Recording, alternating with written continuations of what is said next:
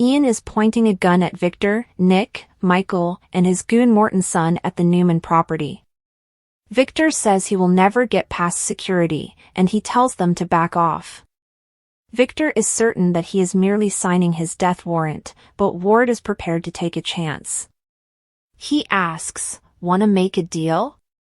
Ian laughs at that. He has no intention of engaging in negotiations with them. Victor claims to be surrounded like a dog. "Come on, man." Ian responds, "You're going to make me feel bad if you keep talking like that." Nick cautions that he cannot remove them all before security arrives. Ward is adamant about leaving on his own terms because he knows they won't let him escape alive. Morton's son is told to move aside by Ian so that he can examine him for weapons. Ian proclaims that the playing field is a little more level after rendering the henchman unconscious with a pistol. Victor tells him that he's gone too far as he laughs. Nick insists that he inform them of Tessa and Aria's whereabouts. Nick won't give in, even though Ian maintains he doesn't know. Michael convinces him to back down as he continues to yell. Ward claims that they attacked him and pulled him over there in the middle of the night. He merely returned to Genoa City in search of atonement, but they didn't acknowledge his transformation. Victor remarks, "You are a sick man." They have pushed him to this point, according to Ian. They are responsible for whatever follows. He will bring the Newman family down with him if he goes down, and he will go out big. When Victor declines, he cocks the gun and demands that the other kids be summoned over. He reiterates his demand that Victor call his other children, threatening to shoot Nick at this very moment. Ian is urged to cease this by Michael. He is certain that pursuing the Newmans won't need him to give his life. Why would he forfeit his freedom for this? Victor has previously stated that he will never be free, Ian notes. Not doing this makes no sense. Because of his kindness, he lets Michael leave. Since his boss has been a better parent to him than his own father ever was, Michael won't abandon him. Ian thinks his loyalty is misplaced. Baldwin is committed to persuading Ward of the benefits of a peaceful conclusion. No. Ian declares, "I'm fine," and insists that the other kids be called over so they can finally start the tears and theatrics. Victor phones Adam and requests that he come over, stating that there is an emergency, after he threatens to shoot Nick in the head. Ian starts giggling. He exclaims, "Let's start this party," and then calls for Nikki to come downstairs so she can watch what is going to happen to her family. Nikki, Claire, and Victoria file down the stairs a few moments later. The sight of the man on the floor makes her gasp. She asks Victor what happened, and then she sees Ian and gasps once more. An absolute sleepover. "My lucky night," exclaims Ian with delight. Ward informs her that they must all pay for her husband's destruction of his faith and the possibility of salvation. Ian tells Victor to refer to Abby as the sassy one after he has gathered the family to one side of the room.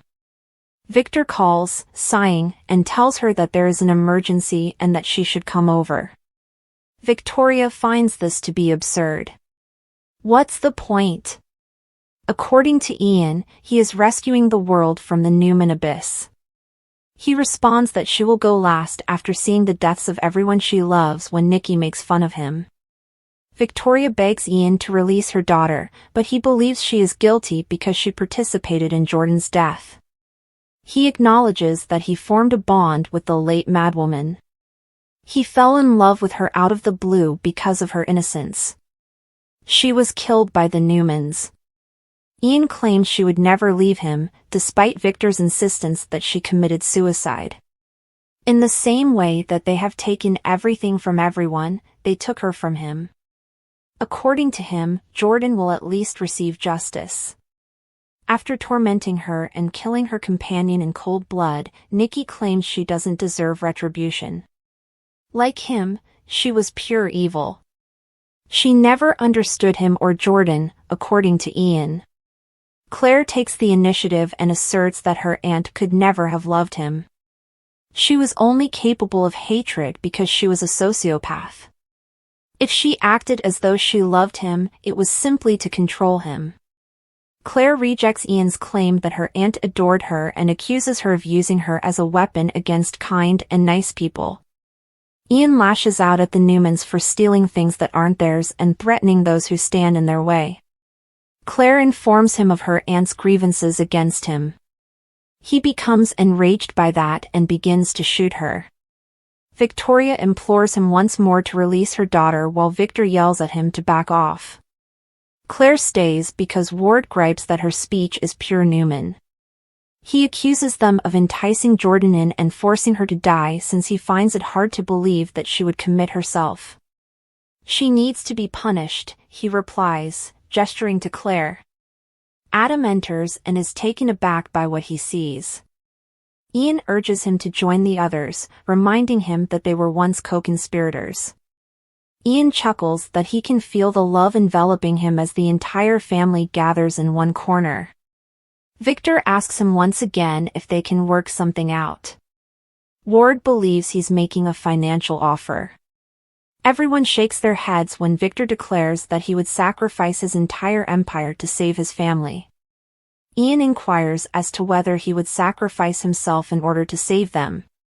Nick claims that Ian wouldn't be able to get his first shot off before they attacked him, even though Victor says he would gladly do it. Nicky states, "It's all of us, or none of us." In support, Ward laments that he and Jordan were unable to have a family. Adam asks Ian what his price is, claiming to have seen firsthand how practical he is. He is constantly caught doing the dirtiest things, Ian claims, and he is his father's stooge. He is aware of his bitterness toward his father and the entire family.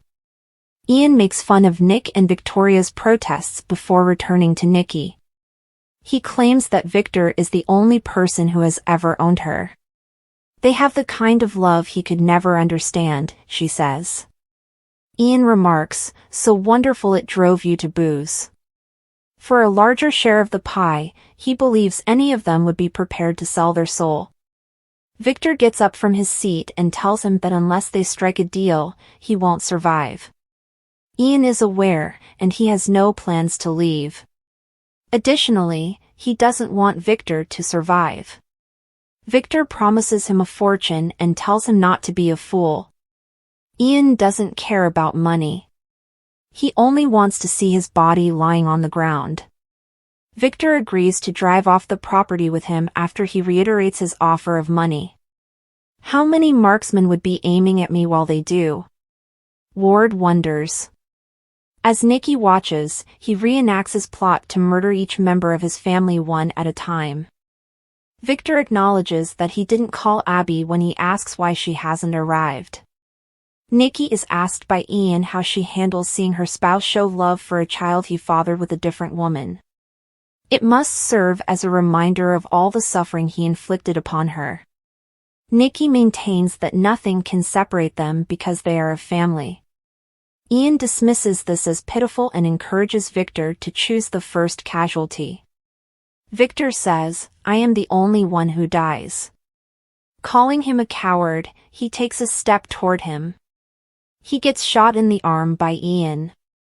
Ian tells the family not to call anyone as they huddle around Victor, who is bleeding. Ward is abruptly pushed into the couch by Victor's lurches. Ian gets struck when the gun goes off. Victor falls to the ground and is lifted up by his family. Michael phones for an ambulance while Nick seizes the gun. Victor asks, "Did I get the son of a bitch?" "I saved them all," Adam tells his father. As Victor complains, Nicky and Victoria mop up his blood. He struggles to keep his eyes open despite their best efforts to keep him awake.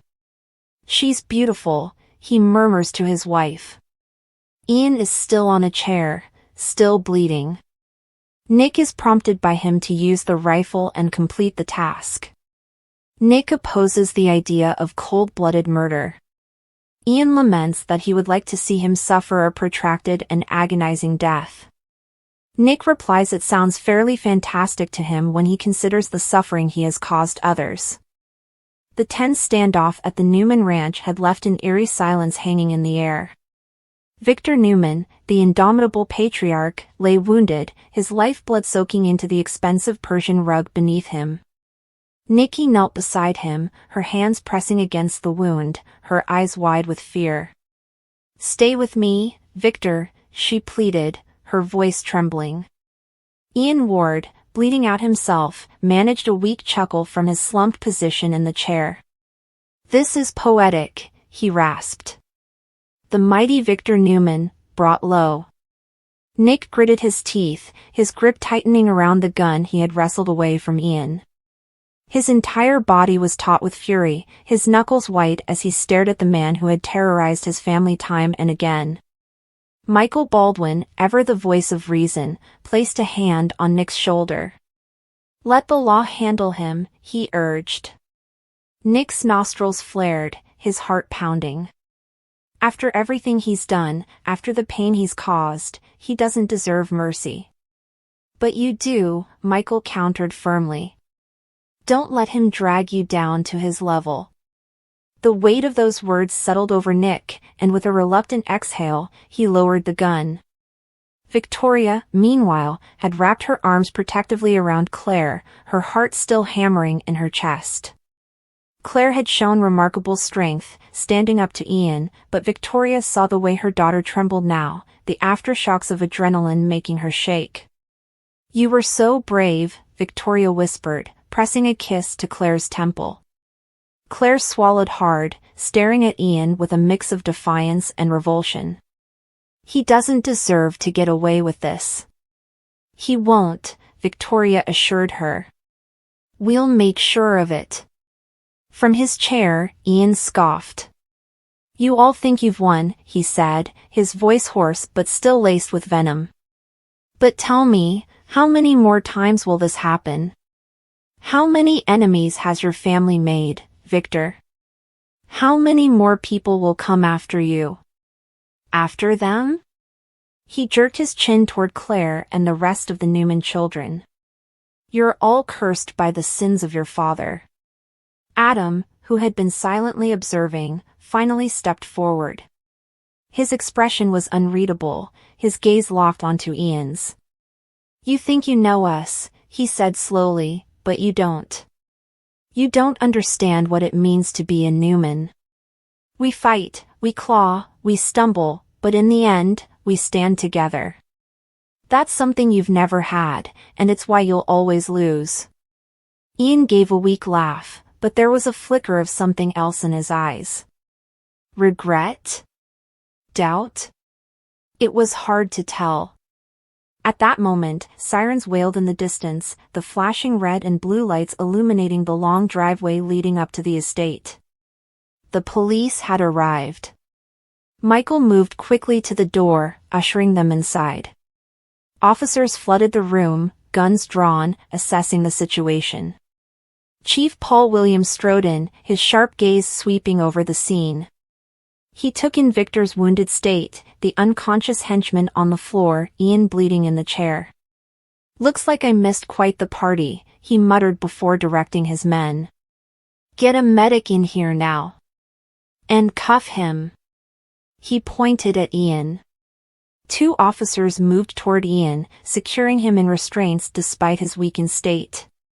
He didn't resist, his fight had drained away along with his blood.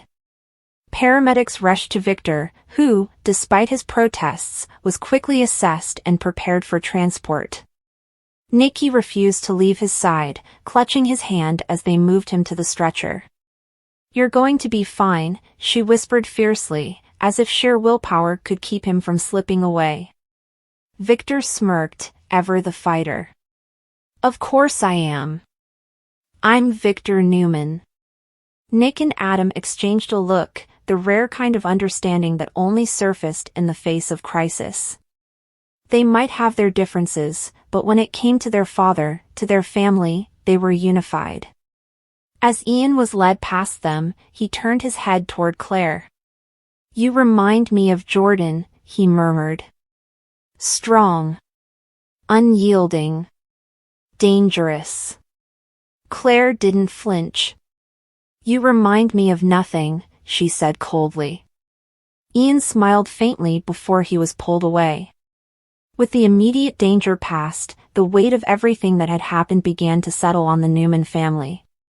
They had survived another battle, but scars remained, both visible and unseen. Victoria turned to Nick, her expression troubled. What happens now? Nick exhaled heavily, glancing at their wounded father, their shaken mother, their resilient but battered family. We do what we always do, he said. We pick up the pieces. And we move on. But as they looked at the blood-stained rug, the shattered glass, and the ghost of Ian's words lingering in the air, they all knew one thing for certain: this was far from over.